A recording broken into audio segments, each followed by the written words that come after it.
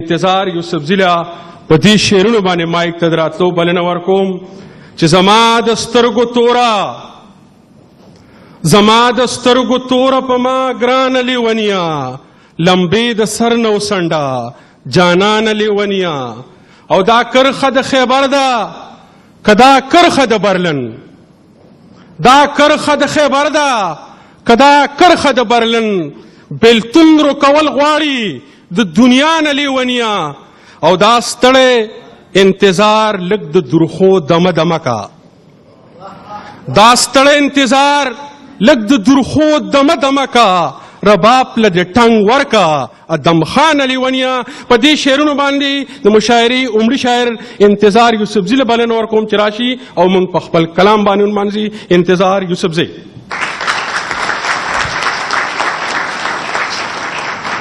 السلام علیکم. ډیره مننه نظار صاحب. د غزل نه مخکې څو شعرونه دي چې دا لوګي لوګي ساهونه خلق څنګه تیروي خلق څنګه تیروي د خار په دوړو کې وختونه خلق څنګه تیروي او په دې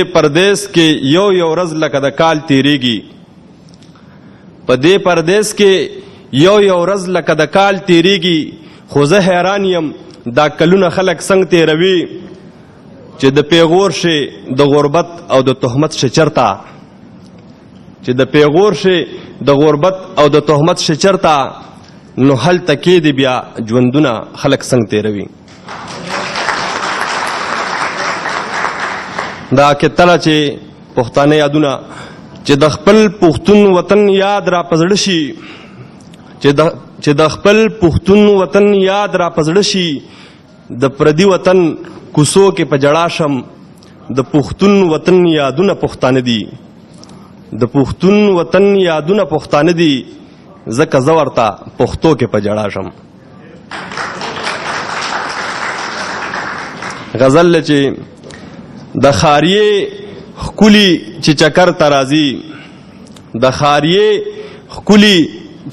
ته راځي نو د دې دنګو غرونو سر ته راځي او دا ملازه د یار پزان منما په کال کې یو ځل چې اختر ته راځي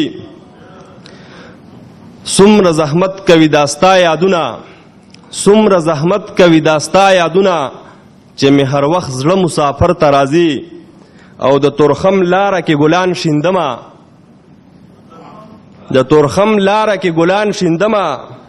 د کابل یار مې پیښور ته راځي د تورخم لاره کې ګلان شیندمه د کابل یار مې پیښور ته راځي او ستا پشان سوق دی تا ته څوک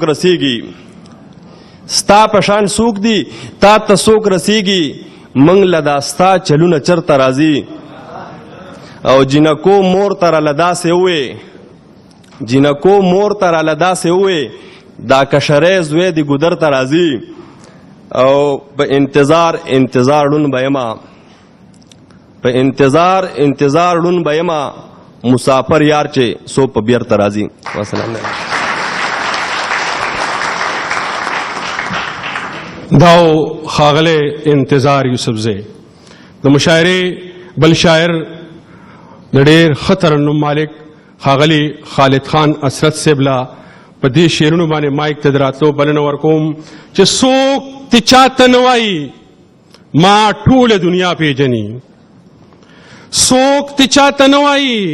ټوله دنیا پیژني زه خپله عنوان خپله مضمون یما پښتون یما او سپک نظر هم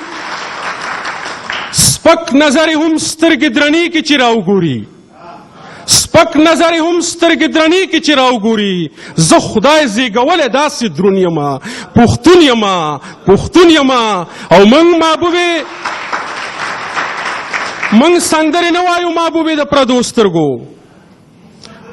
موږ سندرې نه وایو محبوبې د پردو سترګو زه د پښتنو سترګو مجنون یما پښتون یما او سود مې پچا نشي خپل یو بسر خاورم سود مې پچا نشي خپل یو بسر خاورم زه ګوره په دې کلک کارون یما پښتون یما ښاغلي خالد خان اسرت صاحب له بلنه ورکوو چې راشي او موږ او تاسو ټول د خپل ترنم په زانګو کې وزانګئ. د هر څه اول خو خپلو ټولو قدرمنو مېلمنو ته هرکلی وایم او